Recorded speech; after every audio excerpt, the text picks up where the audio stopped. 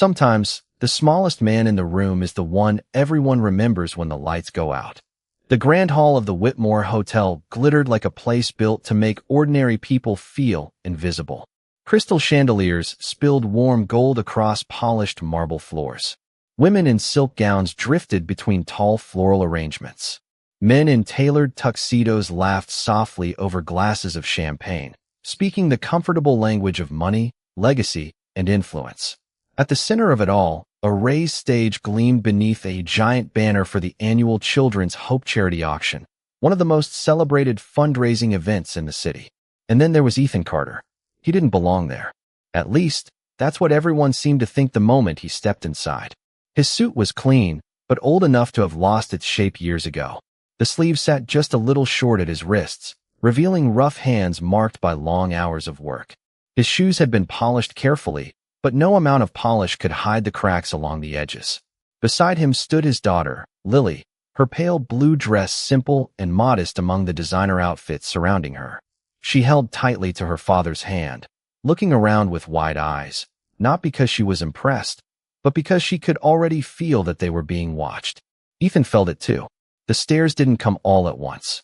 They arrived in pieces, first a glance, then a second look, then the quiet murmurs behind raised glasses. A server nearly passed him by before correcting course. A woman at the registration table smiled politely, but her eyes lingered on his jacket for 1 second too long. Even before the auction began, the room had already made its judgment. Still, Ethan stayed calm. He signed in, accepted the bitter paddle they handed him, and thanked the volunteer with a softness that seemed strangely out of place in a room like this.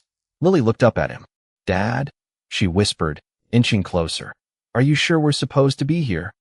Ethan looked down and gave her a small smile. The kind fathers were when they don't want their children to see the weight they're carrying. "Yeah, sweetheart," he said quietly. "We are."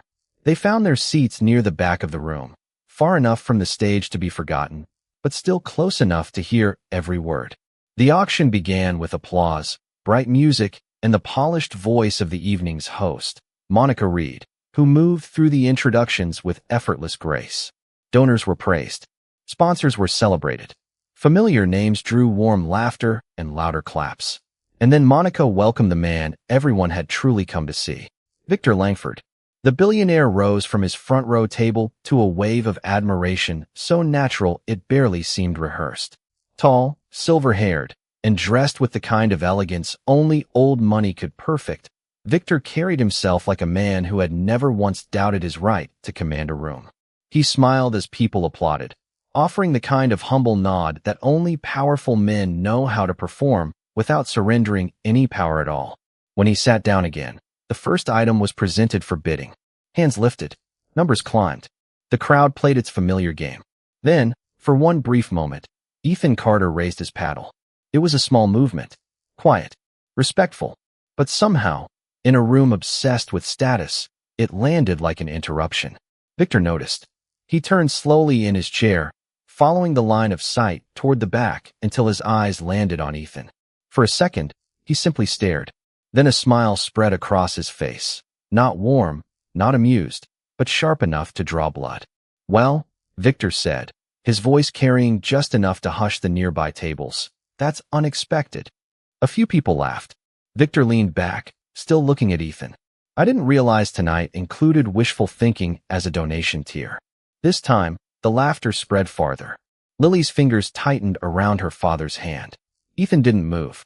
He kept his paddle lowered in his lap and his expression still, but the color in his face changed.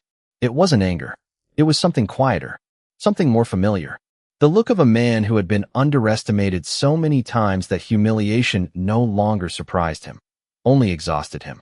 Around the room, guests smiled into their drinks. Some looked away. Others watched more openly now, relieved that someone richer had given them permission to find the scene entertaining. Victor turned back toward the stage as if the matter were settled. But he had made one mistake. He thought Ethan had come there to prove he belonged. He hadn't. There are rooms where humiliation arrives like a slap, and others where it settles more slowly, like smoke in the lungs. The laughter did not last long. It didn't need to. In places like this, one cruel sentence from the right person could linger far longer than any sound. It hung in the air above Ethan and Lily even after the auctioneer resumed speaking, even after fresh bids climbed higher and the guests returned to their polished smiles. The moment had passed for everyone else. For Ethan's daughter, it hadn't. Lily kept her eyes fixed on the tablecloth now, tracing the edge of it with one finger. She was old enough to understand when adults were being cruel, but still young enough to hope there might be some misunderstanding behind it. Ethan could feel the question she wasn't asking. Why had that man said that? Why had everyone laughed? Why did people always seem so comfortable embarrassing someone weaker than themselves? He swallowed and leaned a little closer to her. "You okay?" he asked softly. Lily nodded too quickly. "I'm fine." It was the kind of answer children give when they're trying to be kind to their parents. Ethan looked toward the stage, but his attention had already drifted elsewhere. Not to Victor, not to the guests, not even to the items being carried out beneath the lights. His mind had gone to older places, quieter places, to mornings that began before sunrise, to unfinished coffee cooling beside unpaid bills, to the secondhand lunchbox sitting on the kitchen counter, to the sound of Lily coughing through one winter night when he'd had no money to miss work, but no heart to leave her alone. A man like Ethan did not become invisible in one night. That kind of invisibility was built over years. By day, he worked maintenance for a small apartment complex on the west side of the city, repairing leaky pipes, patching drywall, fixing heaters that tenants had given up, complaining about. In the evenings, 3 nights a week, he stocked shelves at a grocery store until nearly midnight. The schedule wore him down slowly, not with drama, but with repetition. Broken sleep, tight budgets, sore shoulders, smiles forced through exhaustion because a little girl with bright eyes still needed to believe that home was a safe place, even when it was barely held together. He had once imagined a different life, a steadier one. Years ago, before hospitals and funeral bills, before silence settled into the apartment where laughter used to live, Ethan had been the kind of man who made plans more than apologies. But life had a way of stripping pride down to function. These days, his victories were smaller. Keeping the rent paid, getting Lily to school on time, making dinner stretch one more night, pretending not to notice when his own shoes gave out because her coat still fit for another winter. And yet, for all the weight he carried, there was something in him the room could not read. He was tired, yes. Embarrassed, certainly, but not broken. Near the front, Monica Reed continued guiding the event with professional ease, smoothing over awkwardness the way experienced hosts learn to do. Waiters floated past with silver trays. Crystal glasses caught the chandelier light. A string quartet played softly from the corner of the hall, as if elegance itself could erase what had just happened. It couldn't. Ethan shifted in his chair and glanced down at the bitter paddle still resting in his hand. A ridiculous object, really. Thin, white, official-looking. It had seemed harmless when they gave it to him at the entrance. Now it felt like proof that he had stepped into a world where dignity could be revoked by laughter. Lily finally looked up at him. "Dad?" she whispered, her voice careful. "We can leave if you want." For a moment, Ethan said nothing. He looked at the exit across the room, at the polished doors opening and closing as late guests arrived. Leaving would have been easy. Maybe not emotionally easy, but simple. He could take Lily home, heat up the leftover soup in the fridge, and let this night become one more thing not worth talking about. Tomorrow. Instead, he covered her hand with his and gave it a gentle squeeze. "Not yet," he said. Lily studied his face, as if searching for the reason. What she saw was not pride, not stubbornness either. It was gratitude. Because Ethan Carter had not come to the Whitmore Hotel to win an argument, impress strangers, or prove anything to a billionaire who had probably forgotten harder days existed. He had come for something far more personal than pride. And before the night was over, that reason would matter more than anyone in that room was ready for. Some debts are not measured in dollars. They are measured in the lives that would have fallen apart without one open door. Ethan kept his eyes on the stage, but what he was really seeing was a different building entirely. It wasn't grand. It didn't have chandeliers or polished marble or women in silk gowns drifting through soft music. The paint had faded on the outside walls years ago. The front steps were chipped. One of the windows near the side entrance never closed quite right in winter. But to Ethan, the old brick community center on Maple Street had once looked more beautiful than any hotel ballroom in the city. That was where everything had started to change. Not all at once. Healing rarely worked that way.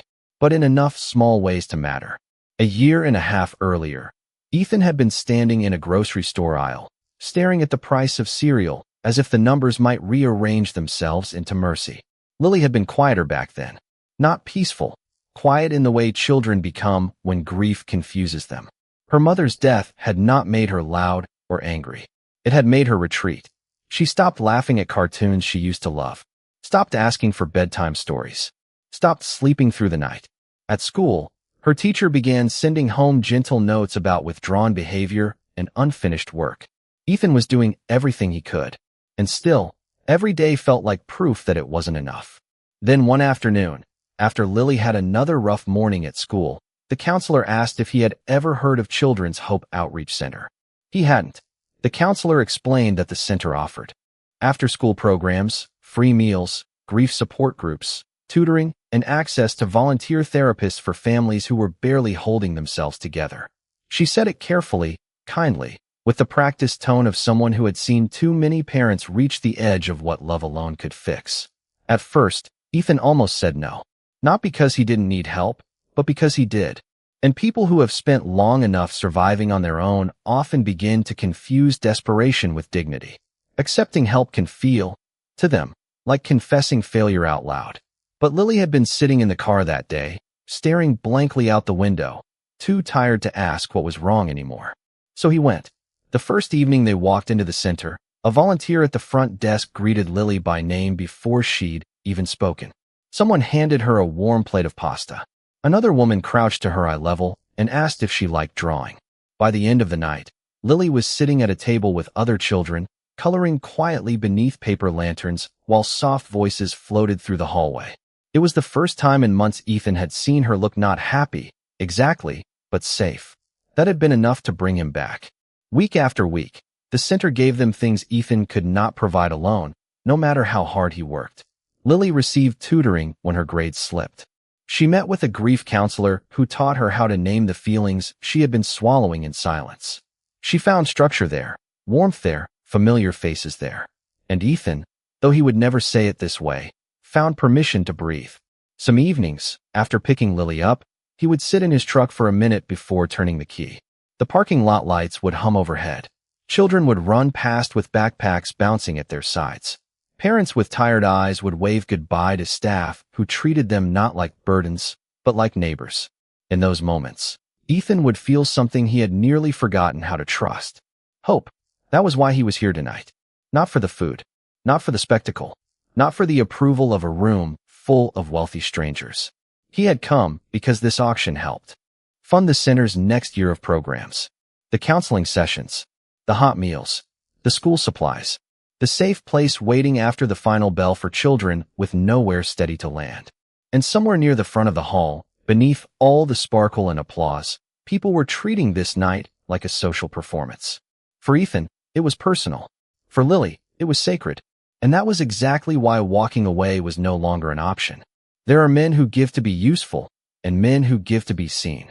In rooms like this, the difference is everything. By the time the fourth auction item was carried onto the stage, the rhythm of the night had fully returned to Victor Langford's preferred tempo. Laughter flowed when he made a remark.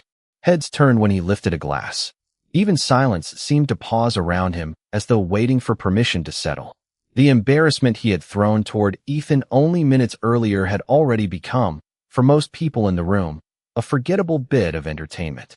A passing cruelty polished smooth by wealth. But Victor had not forgotten Ethan. Every now and then, almost casually, he glanced toward the back of the hall. Not with concern, not even with real anger. It was something colder than that. The alert amusement of a man who enjoyed knowing exactly where the lowest person in the room was seated. Ethan's presence, however quiet, had disturbed him, not because it threatened his money, but because it interrupted his order. Charity auctions worked best, in Victor's view, when gratitude moved downward and admiration moved up. Men like him gave. Men like Ethan received. That was the natural arrangement.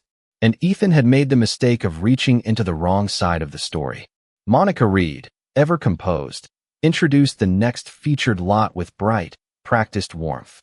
It was a private dinner package at one of the city's most exclusive restaurants, followed by a luxury weekend retreat donated by one of the event's corporate sponsors.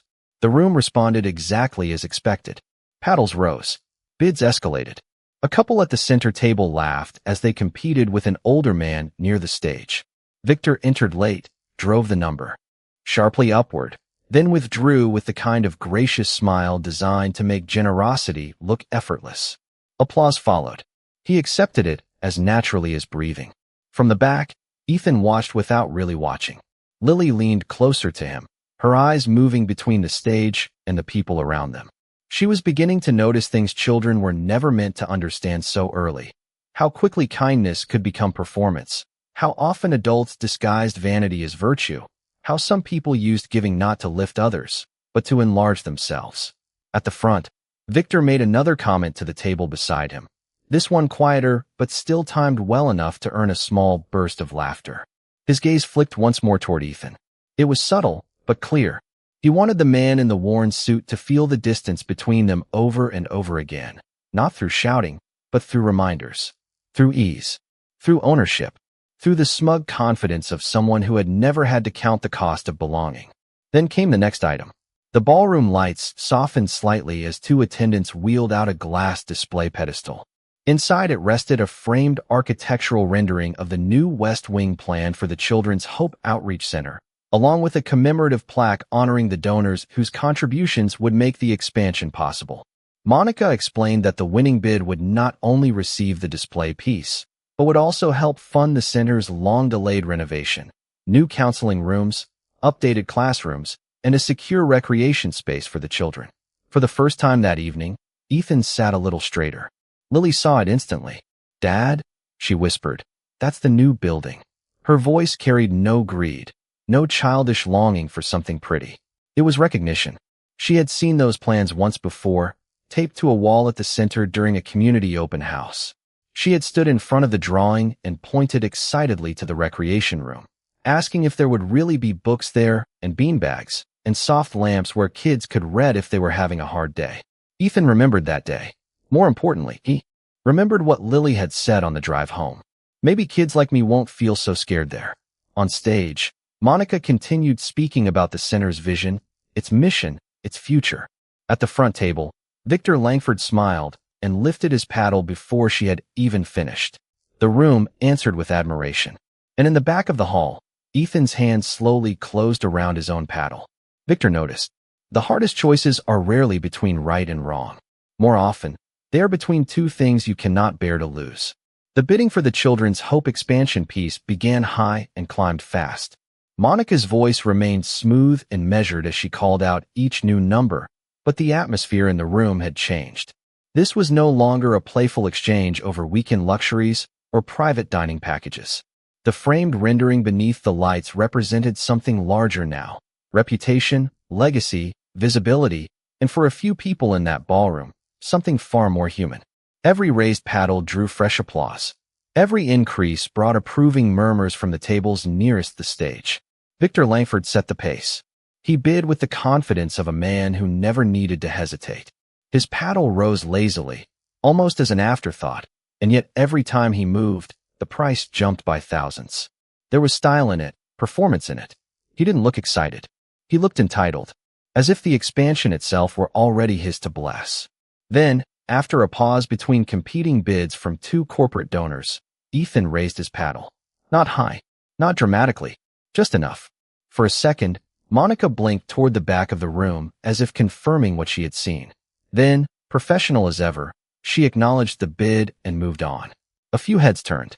Several guests looked over their shoulders. Victor did not move immediately. He simply remained facing forward, his expression unreadable from a distance. Then he lifted his paddle again. The number climbed. Another bidder joined. So did Ethan. Victor answered at once. The pattern formed quickly enough for everyone to notice. Ethan would enter. Victor would erase him. Another donor would hesitate, then retreat. The room no longer felt like it was watching a fundraiser. It felt like it was watching a lesson. One man reminding another exactly where he stood. Lily shifted in her seat. "Dad." Ethan kept his eyes on the stage. "It's okay." But it wasn't. Not really. His heart had begun to pound with the terrible clarity that comes when hope outruns reality. He had not planned to bid this far. In truth, he had not planned to bid much at all. When he and Lily arrived, the idea had lived more as feeling than strategy. An impossible wish, maybe, but one tied to something she loved, something that represented the place that had helped put her back together. He had thought perhaps he could participate, maybe in some small way, maybe enough to feel that he had tried. But this was no world for small attempts. The numbers climbed past anything Ethan could touch, even in imagination. He reached slowly into the inside pocket of his jacket and felt his wallet there. Thin, familiar, humbling. He opened it beneath the table, shielding it from view. A folded receipt. His driver's license. 2 worn $10 bills. $20. That was what remained after rent, groceries, the overdue electric payment he had negotiated into next week, and the gas he had prayed would last until Friday. $20 stood between his daughter and breakfast from the diner near school tomorrow morning. Between himself and enough fuel to make it to both jobs without borrowing from someone he couldn't afford to owe. Lily noticed the motion and looked down. She saw the money before he could close the wallet. Her voice dropped to a whisper. Is that all we have? Ethan didn't answer right away. On stage, Monica called another bid. Applause followed. Victor raised his paddle again, barely glancing up, as if swatting away a nuisance. Lily turned back to her father, and there was no accusation in her face. Only worry. A child's terrible instinct to protect the parent who has spent years protecting her. What about tomorrow? She asked softly. That question struck deeper than Victor's mockery ever could. Ethan looked at the 2 bills in his hand. $20. Enough to matter in his world. Too little to matter in theirs. He could feel the room pulling forward without him, sweeping upward in amounts that might as well have belonged to another planet. And yet the most painful part was not what he could not buy. It was knowing exactly how much a small amount could mean when you truly needed help. He folded the bills once, carefully, and slid them back into his wallet. Then he looked at the stage again, not with surrender, with decision. Sometimes the moment that looks like defeat is simply the moment a different kind of courage steps forward. The bidding did not slow for Ethan Carter. If anything, the room seemed to lean harder into the spectacle after his last attempt. Victor Langford raised his paddle once more, and a wave of approving laughter moved through the tables near the front, not loud enough to be called cruel, but too pleased to be innocent.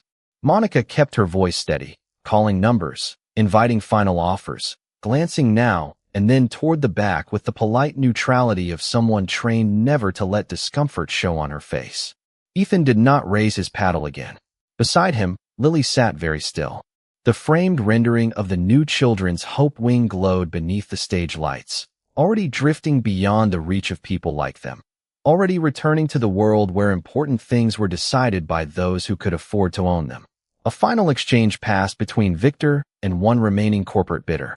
Victor made one effortless increase, and that was enough. The other paddle lowered. The room applauded as if a noble act had just taken place. Sold, Monica announced, smiling toward the front table. To Mr. Victor Langford. More applause followed. Victor stood halfway, accepting the room's admiration with a practiced nod. He did not turn toward Ethan this time. He didn't need to. The point had been made. He had purchased the symbol. He had protected his place. He had reminded everyone that generosity, in rooms like this, belonged to the powerful. Ethan looked down at his hands. His bitter paddle rested across his lap, like something faintly embarrassing now, a prop from a role he had never truly been allowed to play. Around him, conversations resumed. In low, elegant currents. Waiters passed between tables. Glasses touched lightly. The auction moved on. It should have ended there. It would have, if Ethan had come for pride. But pride had never been the reason he stayed. He leaned toward Lily and spoke so softly that no one else could hear. I need you to sit here for 1 minute, okay? Her eyes widened. Dad, what are you doing? He managed a small smile, though his throat felt tight. Just trust me. Lily searched his face, uncertain, but she nodded. Ethan rose from his chair.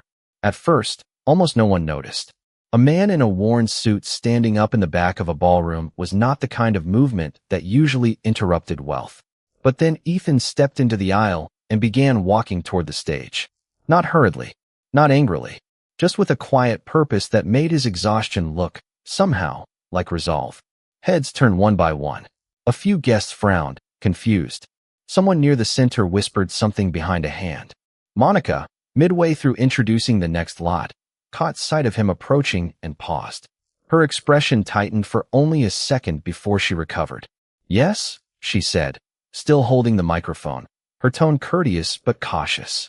Ethan stopped just below the stage. For a moment, he looked up into the bright lights, and under them he seemed even more plainly what he was, a tired single father in an old suit, standing in a room that had already measured his value and found it lacking. "I'm sorry," he said, his voice low but clear enough to carry in the sudden hush. "Could I say something?" Silence spread through the ballroom, quick and total. Victor Langford turned in his chair at last. Monica hesitated, then stepped closer to the edge of the stage. There was a question in her eyes now, but also curiosity. Something in Ethan's expression had disarmed the moment before it could become awkward. She extended the microphone. Ethan took it carefully, like a man unaccustomed to holding the attention of wealthy strangers. He looked out across the tables, across the chandeliers and the silk and the polished silver, then back toward the rear of the room where Lily sat watching him with both fear and faith in her face. When he spoke again, his voice did not tremble. "I can't compete with what's been given tonight," he said. "I know that." No one moved. He reached into his jacket pocket, pulled out his wallet, and unfolded the two $10 bills in his hand. "But I still want to give this." The room stared. "It's $20, Ethan said. "And it's the last 20 I have until payday." The silence that followed no longer belonged to embarrassment. It belonged to something else entirely. What breaks a room is not always a shout. Sometimes it is a simple truth spoken by someone who has every reason to stay silent. No one laughed this time.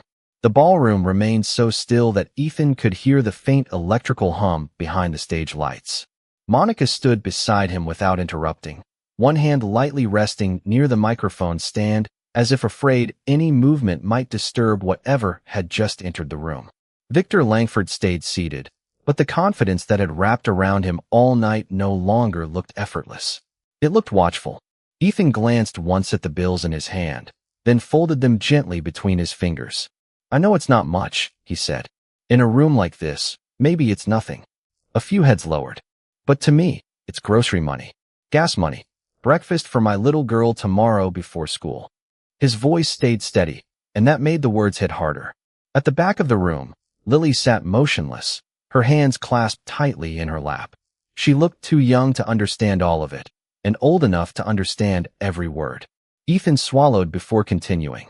"The reason I'm giving it anyway is because this place," he nodded toward the banner for Children's Hope, "once gave my daughter and me something we couldn't have made it without." The air in the room changed.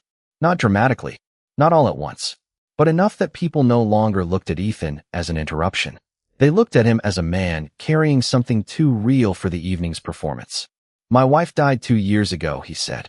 No tremor, no invitation for pity, just fact.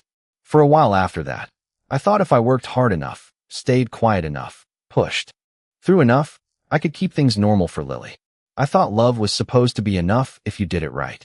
He gave a small, tired smile that held no amusement. It wasn't. Somewhere near the center tables, a woman reached for her glass and then stopped, her eyes fixed on him. Ethan looked toward Lily again. When he spoke, his voice softened. "She stopped talking much. Stopped sleeping. Stopped being a kid, really. And I kept telling myself we were okay because I didn't know what else to say. Then someone told us about the center." He paused, not for effect, but because memory had weight. "They gave her meals when I was stretching every dollar at home. They gave her tutors when her grades started slipping. They gave her a counselor who helped her say things out loud that she couldn't say to me." His fingers tightened slightly around the 2 bills. "And they gave her a place where she didn't have to pretend she was fine." The room was utterly silent now. Ethan drew a breath. "One day, after I picked her up, she told me this was the first place she'd been since her mom died that didn't feel scary." That sentence landed deeper than all the others. Lily's eyes filled, though she did not wipe them. Ethan lowered his gaze for a second, then lifted it again. "So no, $20 won't build a new wing. It won't buy furniture or pay salaries or put anyone's name on a plaque." He looked around the ballroom, not accusingly, but honestly. "But I know what this place does with small things. I know how far help can go when someone really needs it." He opened his hand and looked down at the money once more. "This is the last $20 I have tonight," he said. "And I need it. God knows I need it." A faint, painful smile crossed his face. But somewhere out there is another kid who's going to walk into that center scared and hurting like my daughter was. And if this helps keep those doors open for that child, then I can figure out tomorrow when tomorrow gets here. No one shifted. No glasses clinked. No whispers moved. Ethan held out the bills toward Monica. For everything they gave us, he said quietly, I just wanted to give something back. Monica took the money with both hands. And in the stunned hush that followed, a truth settled over the room with unmistakable force. The smallest gift of the night had just become the one no one would ever forget. A woman from one of the front tables stood and lifted her glass, though not in celebration. In respect, I'd like to match his donation, she said. A few people blinked, confused. She smiled faintly through tears. Not the amount. The sacrifice. I'm giving $20,000 to the center tonight because that man reminded me what giving is supposed to mean. A sharp wave passed through the room. Before Monica could respond, another donor stood. Then another. I'll add 10, 15 from our foundation. We'll fund the reading room. The pledges came faster now, not with Victor's smooth theatrical control, but with something messier and far more sincere. Emotion, conviction, correction. Applause broke out, but this time it was not for glamour or status. It rolled through the ballroom with rising force until people were on their feet. All except one. Victor Langford remained seated, his hands resting on the table in front of him, his polished image dimming beneath the one thing money could not purchase back in that moment, moral authority. And for the first time all night, the most powerful man in the room looked painfully small. In the end, people rarely remember who had the most money in the room. They remember who revealed what money could never buy. The applause seemed to go on longer than anyone expected. It wasn't the bright, polished clapping that had greeted Victor Langford's winning bids earlier that evening. This was different. Uneven at first, then gathering force, then rising into something full and human. People were not applauding a number. They were applauding a man who had stripped the night of its illusions and reminded them, in the simplest way possible, what generosity looked like when it actually cost something. Ethan stood near the stage, overwhelmed by the attention, one hand still half raised as if he might somehow calm it down. Monica touched his arm gently and leaned in to say something he barely heard over the sound. Pastor. James nodded to him from across the room. Several staff members from Children's Hope were openly wiping tears from their eyes. And at the back, Lily smiled through her tears with a kind of joy that had no performance in it at all. Eventually, the room settled enough for Monica to speak again. Tonight, she said, her voice stronger now, we set out to raise funds for a building. But I think all of us were just reminded what that building is really for. A quiet murmur of agreement moved through the ballroom. She looked down at the card a volunteer had placed in her hand, then back up with visible disbelief. Because of the additional pledges made in the last few minutes, the new West Wing is now fully funded. Gasps, then cheers. The staff near the wall embraced one another. A few donors laughed in astonished relief. Someone at one of the rear tables began clapping again, and the sound spread quickly. Monica turned toward Ethan. Mr. Carter, she said, I don't know if you realize this, but your $20 may have done more tonight than any single donation in this room. Ethan lowered his head for a moment, humbled in the way only truly decent people are when praised too publicly. It wasn't about that, he said quietly. I know, Monica replied. That was precisely why it mattered. Near the front, Victor finally rose to his feet. The motion drew some attention, but nothing like it had earlier in the evening. The room no longer revolved around him. Still, he straightened his jacket and asked for the microphone with the faint stiffness of a man trying to reassemble control from pieces too small to hold. Monica hesitated, then passed it to him. Victor cleared his throat. I'd also like to make an additional contribution, he said. $100,000 to Children's Hope. A few people clapped. Out of habit more than admiration. It was a large amount. In any other moment, it would have dominated the night. But now it arrived too late and meant too little emotionally. The room understood the difference between generosity and recovery, between giving from conviction and giving because conscience had cornered pride in public. Victor handed the microphone back and sat down again. No one was rude. No one needed to be. His humiliation did not require cruelty. The contrast had already judged him more effectively than any insult could. Ethan made his way back down the aisle at last. As he reached the rear of the ballroom, Lily ran to him and threw her arms around his waist. He knelt at once, pulling her close. For a second, neither of them spoke. They didn't need to. Some moments are too full for language. When he finally stood, several guests near the back stepped aside to let them pass. Not because they pitied him, because they respected him. Men who might never know what it meant to choose between gas money and breakfast lowered their eyes with quiet humility. Women in diamonds smiled through tears. A waiter near the door whispered, "Sir," with more sincerity than formality. Ethan took Lily's hand, and together they walked toward the exit.